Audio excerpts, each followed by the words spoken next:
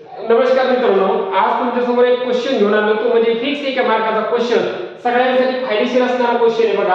आणि सर्व एक्झाम्पलला विचारला जाणारा प्रश्न आहे तो म्हणजे बघा, एका वस्तूची किंमत 15% कमी झाल्याने आता ती वस्तू 102 रुपयाला मिळते, तर त्या वस्तूची मूळ किंमत किती. आपल्याला मूळ किंमत काढायची मित्रांनो, तर आपल्याला खरेदी किंमत माहिती असणे गरजेची. आपल्याला खरेदी किंमत आणि विक्री किंमत माहिती असणे गरजेची. विक्री किंमत बघा, खरेदी किंमत या गणितामध्ये आपण 100 मानली. सपोज 100 रुपयाला खरेदी वस्तू केली तर ती 15% डिस्काउंट देऊन जर विकली तर ती आपल्याला 85 रुपयाला आपल्याला विकावी लागेल. ओके, आता जर आपल्याला या गणितामध्ये 102 ला मिळते म्हणजे 102 काय झाली, ती आपल्याला विक्री किंमत झाली.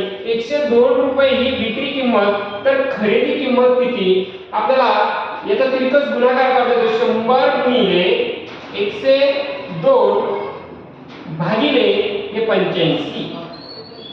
बघा, याला भाग कोणत्या संख्येने जातो, तर 17 ने. 17 पाचे 85 आणि 17 सकी 102.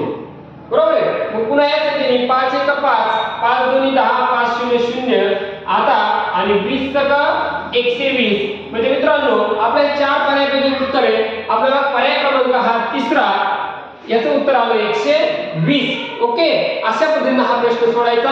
बिनधास्त तुम्हाला 1 मार्क्स उठत जाणार नाही. अशा पद्धतीने या जर प्रश्न जर सोडले आणि एकदम सोप्या पद्धतीने ट्रिकली हा क्वेश्चन आपण इथं काय करतो, सोडतोय. ओके, धन्यवाद.